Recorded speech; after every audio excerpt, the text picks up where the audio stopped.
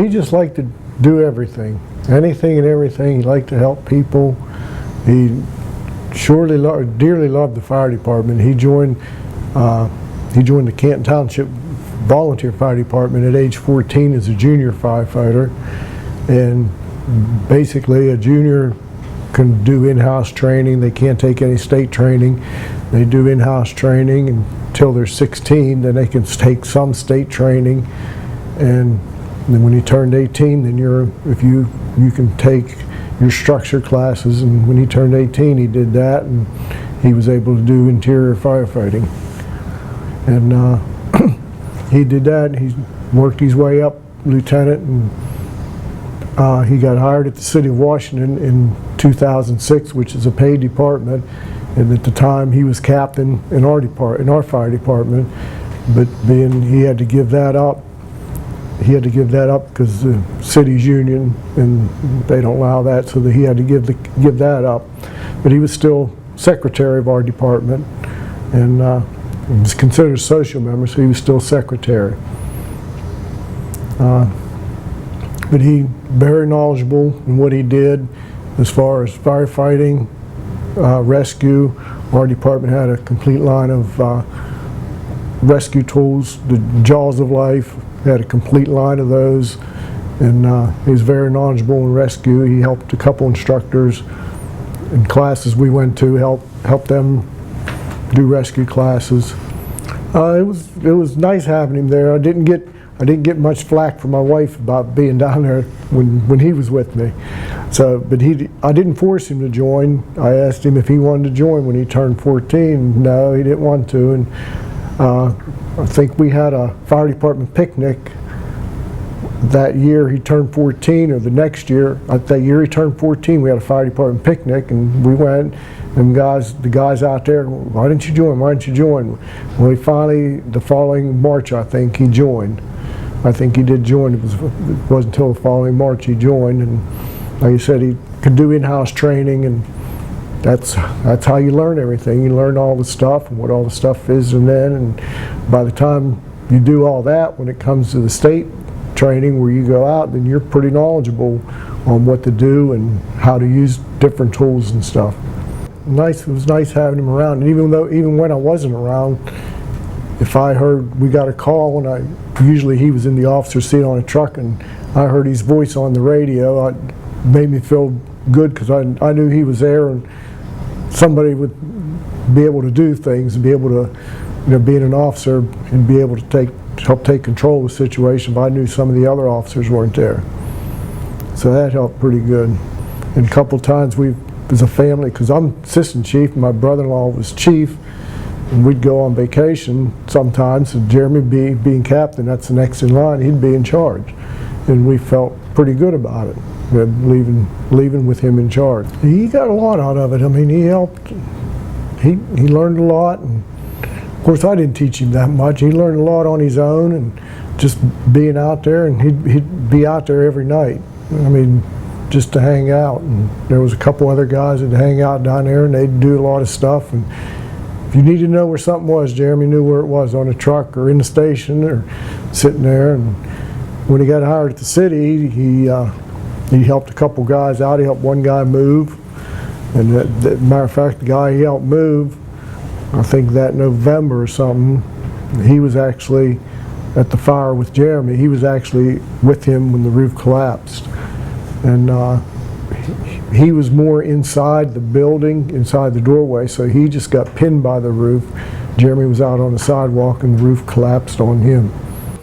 Because until something like this happens to you, you don't think about it. And Jeremy had a dirt bike, and he wrecked on it one time, hit a deer up near Franklin, PA, on railroad tracks, and he got scraped up pretty good on the gravel.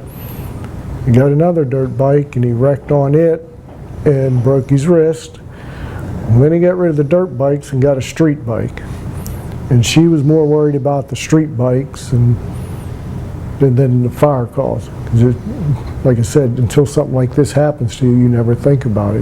You never thought about the Fallen Firefighters Foundation, or what was that, or what do they do? You've seen the advertisements or seen them in magazines, but you never really thought about them until it happens to you.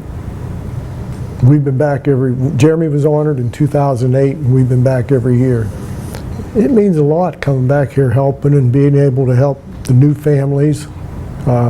Maybe if you can help one person, maybe make a difference, make it just a little bit of difference. Or I know it helped my wife the first couple years because somebody would tell her, well, this is how I feel, and she said, well, that's how I feel, you know. So it's like the way you're feeling is not wrong or something, you know. It happens to other people. So being able to come back and help, and the year we was honored, the year Jeremy was honored, we had over 50 family members come out, and that was the largest group that they ever had, and they bent over backwards to take care of us.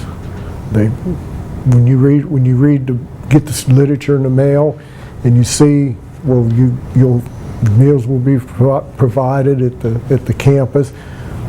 Well, I call and you talk to Linda Hurley. You know, Linda, we're bringing all these people. They're going to be there. Are their meals provided, or they got to go get meals? No, they'll be able to eat there too. So they took care of you, and you like to come back. When they bused you up to the campus, they made sure we all got on one bus. Yeah, so that took up a whole bus. Made sure we got on one bus going back to the motels. That way we stayed together. We had 2 escorts up there because there were so many people, and they really treated us good, and just keep coming back to help out, because without the volunteers they wouldn't be able to do it. I know one time I just got home from work at midnight, and the roads were just starting to get icy, and we got a fire call. And being assistant chief, I would usually go to the scene. I said, Jeremy, come with me, the roads are bad. No, I'll be okay.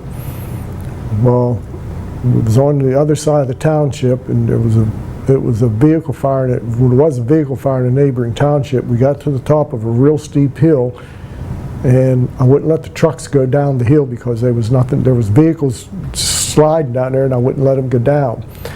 I said, it's just a car on the road burning, it's not going to hurt nothing. Let it burn. I said, no sense in destroying a fire truck. Well, to make a long story short, I called the fire station, or Station 1, because they were standing by, and I asked my brother-in-law Lance, I said, Jeremy get there okay? Yeah.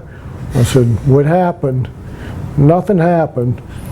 Well, I found out later, when where we live, you got to go up over the hill and down the other side, and you make a turn. At the turn, there is a fire hydrant on the corner and an old school with a fence around it. Well, he went between the fire hydrant and the fence, and never did put a scratch on his car. That's one of the funniest things about, associated with the fire service.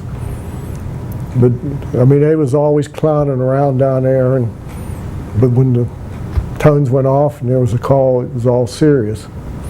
And when Jeremy was there, the years that Jeremy was there, with the other guys we had, I'll admit it, not just because it was ours and he's my son, but we had one of the better fire departments in the area. As far as when that truck pulled up, you know that they was gonna get there. I remember one incident, if I can. We did a training one night. Had the guys put air packs on, get off the truck, put a ladder up on the roof, climb up, get on the roof, climb back down, pull a hose line off the truck, and advance it, just using our fire station. 2 weeks later, we get a structure fire. I pulled up.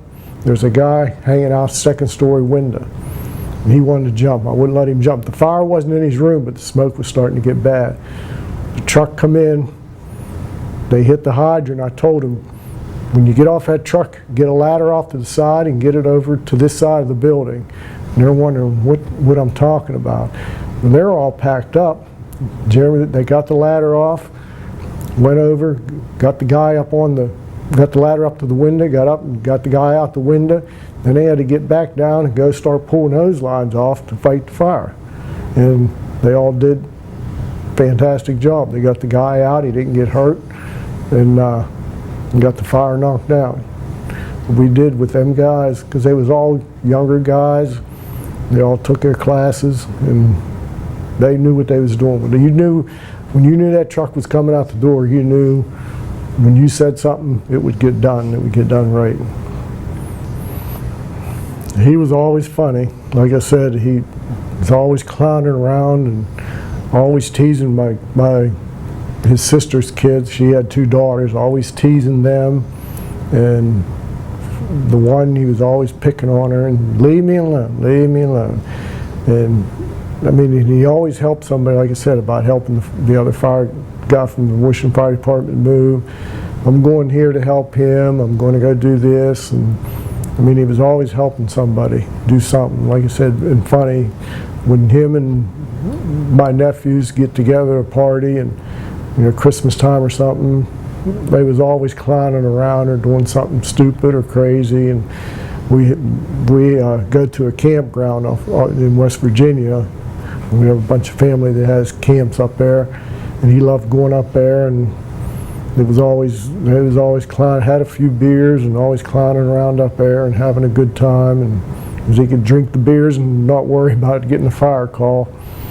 But he always had a good time, always.